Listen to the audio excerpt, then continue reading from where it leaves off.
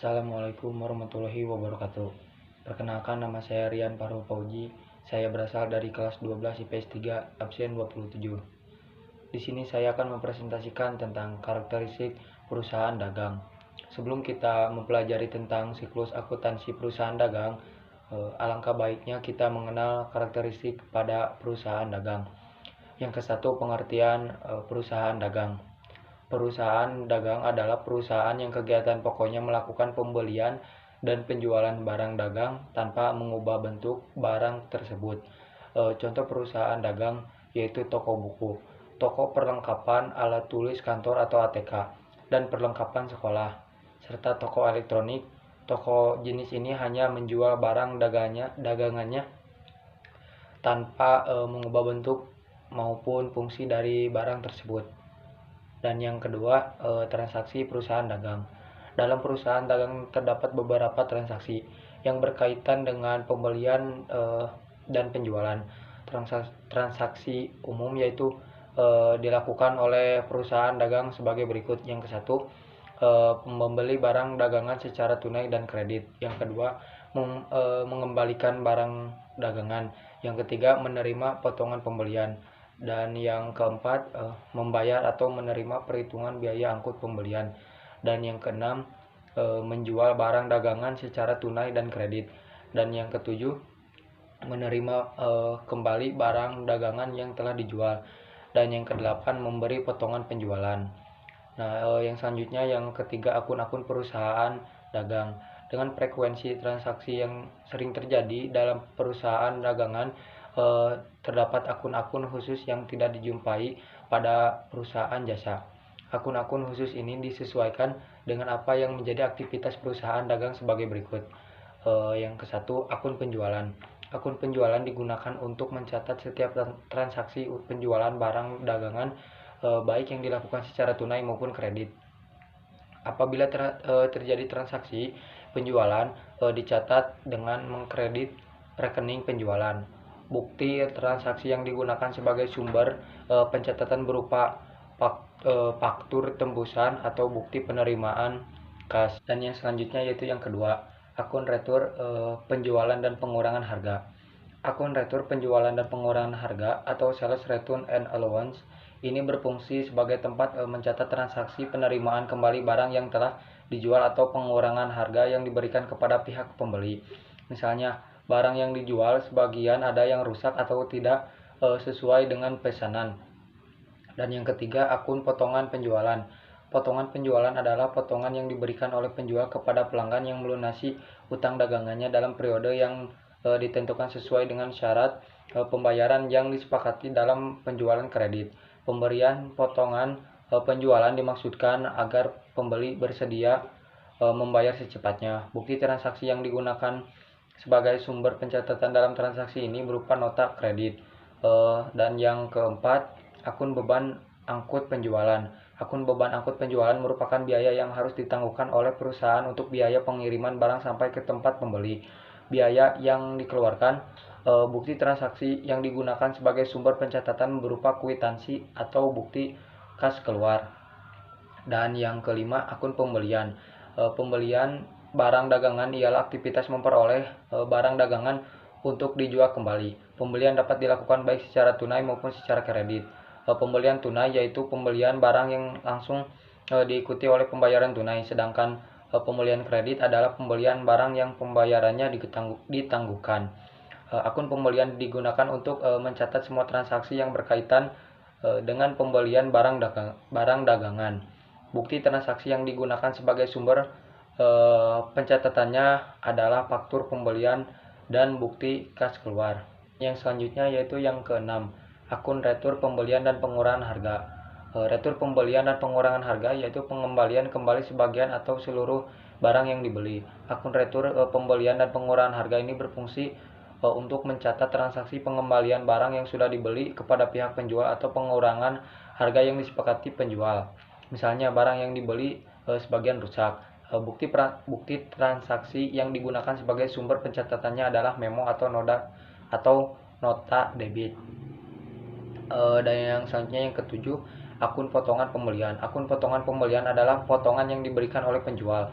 Potongan yang diberikan kepada pembeli karena melunasi hutang dalam masa potongan. Potongan pembelian berfungsi sebagai tempat mencatat potongan harga yang diterima dari penjual, biasanya sehubungan dengan penerapan pembayaran. Bukti pencatatan potongan pembelian ini biasanya berupa kwitansi pembayaran yang di dalamnya dijelaskan potongan yang diterima. Selanjutnya yaitu yang kedelapan, akun beban angkut pembelian. Beban angkut pembelian meliputi beban untuk menjadikan barang siap dijual seperti beban untuk pengangkutan, pembongkaran, dan asuransi. Beban ini hanya terjadi kalau beban angkut ditanggung oleh pembeli. Bukti pencatatannya bisa berupa faktur atau kwitansi.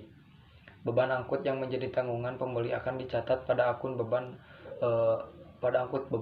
angkut pembelian di sisi debit dan akun kas di sisi kredit. Akan tetapi, beban angkut yang menjadi tanggung jawab pembeli yang dibayar langsung kepada penjual akan dimasukkan kepada faktur pembelian. Dan yang kesembilan, akun persediaan barang dagang. Persediaan barang dagangan adalah barang dagangan yang masih ada dan belum terjual. Banyaknya barang yang tersedia di gudang tidak boleh kurang dari jumlah yang dibutuhkan. Dengan kata lain, pada akhir periode tertentu masih terdapat sisa-sisa barang dagangan. Sisa barang dagangan yang belum terjual ini setelah dihitung nilainya akan dicatat pada akun persediaan barang dagangan. Bukti pencatatan untuk persediaan barang dagangan ini adalah bukti memorial. 4. Syarat pembayaran perusahaan dagang. Syarat pembayaran adalah mekanisme atau tata cara pembayaran harga yang dibeli. Pembelian barang dapat dilakukan dengan dua cara, yaitu pembelian tunai dan pembelian kredit. Di samping itu, dalam syarat pembayaran seringkali dicantumkan syarat-syarat khusus yang disepakati kedua belah pihak. Yang ke-1, tunai. Pembayaran dengan tunai dapat diberikan diskon. Potongan tunai atau cash diskon merupakan potongan yang diberikan bila pembayaran dilakukan saat pembelian. Dengan kata lain, lebih cepat dari jangka waktu kredit. Dan yang kedua, kredit. Syarat pembayaran secara kredit berarti pembayaran barang yang dibeli dapat dilakukan beberapa waktu setelah barang diterima, biasanya 1-3 bulan. Beberapa syarat pembayaran dalam jual beli secara kredit sebagai berikut.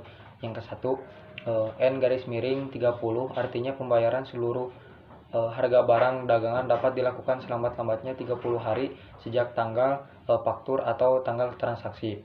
Dan yang kedua, N-EOM atau EOM sama dengan end of month, artinya pembayaran seluruh harga barang dagangan dapat dilakukan selambat-lambatnya sampai akhir bulan yang bersangkutan. Dan yang ketiga, 2-10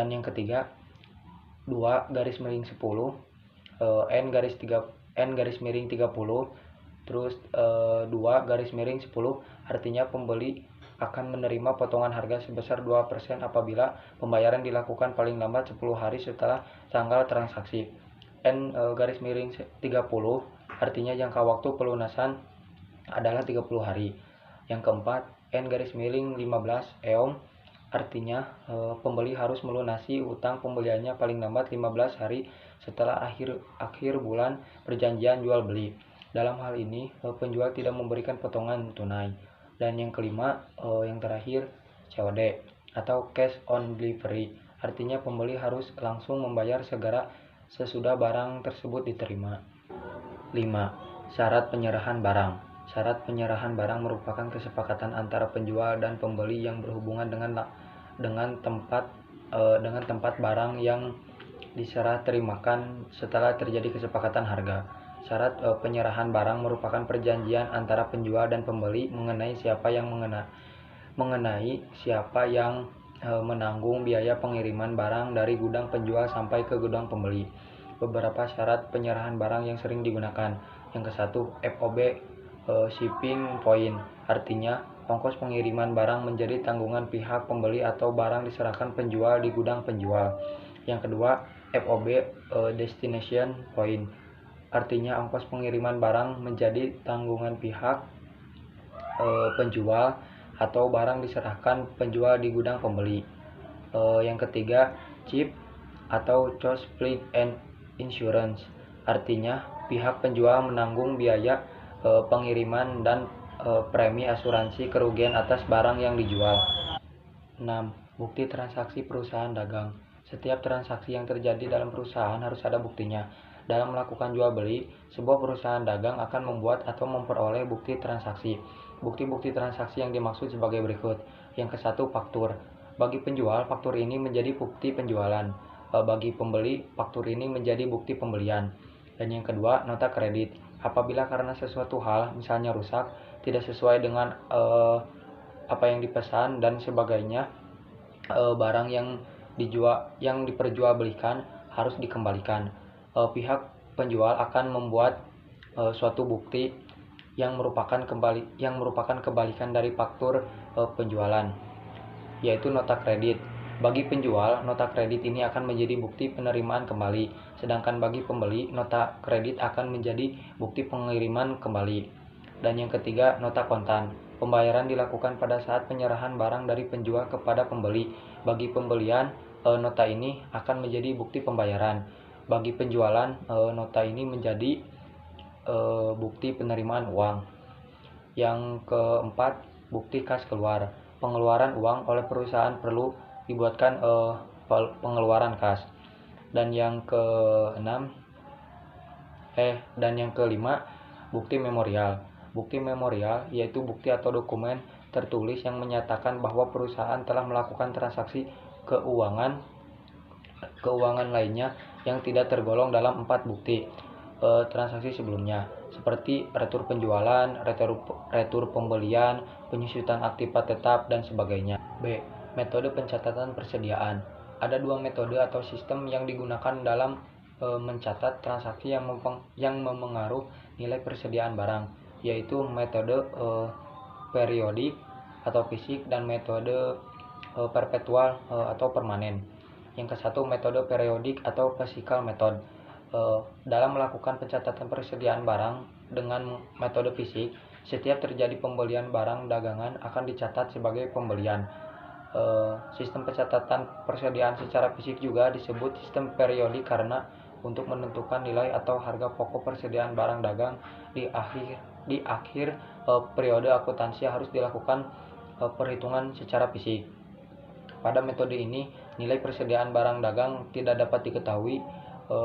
Harga pokok barang yang terjual tidak dapat ditentukan dengan benar. Oleh karena itu, pada akhir periode akuntansi setelah dihitung jumlah persediaan akhir barang secara akuntansi dibuatkan penyesuaian atas persediaan barang dagang. Dan yang kedua yaitu metode permanen atau perpetual method. Dalam metode ini setiap ada transaksi yang memengaruhi nilai persediaan barang dagang dicatat pada akun persediaan barang dagang. Sebesar harga perolehan atau harga pokoknya, sistem pencatatan atas persediaan barang dagang dilakukan secara berkelanjutan menyangkut perubahan persediaan yang tercermin dalam rekening persediaan. Pembelian dan penjualan atau pengeluaran barang dicatat secara langsung di rekening persediaan pada saat terjadinya transaksi. Karakter pencatatan dengan sistem perpetual sebagai berikut. Yang ke-1, pembelian barang dagang untuk dijual akan dicatat dalam rekening persediaan barang dagang, bukan rekening pembelian. Yang kedua, biaya angkut pembelian, retur, pengurangan harga pembelian, serta potongan tunai pembelian dicatat dalam rekening persediaan bukan dalam rekening yang terpisah atau rekening tersendiri retur dan pengurangan harga pembelian. Yang ketiga, harga pokok penjualan diakui pada saat penjualan dengan mendebit rekening harga pokok penjualan dan mengkredit rekening persediaan barang dagang. Yang keempat, persediaan merupakan rekening pengendali yang didukung oleh buku besar pembantu. Buku pembantu berisi catatan persediaan secara individu. Dengan diselenggarakannya sistem pencatatan dengan kartu persediaan, setiap saat akan dapat diketahui jumlah persediaan yang tersisa di gudang. Apabila diperlukan untuk menghitung harga pokok penjualan suatu barang, tidak diperlukan lagi perhitungan fisik terhadap persediaan yang berada di gudang. Mungkin cukup sekian presentasi atau penjelasan dari saya. Mohon maaf bila ada kesalahan. Wassalamualaikum warahmatullahi wabarakatuh.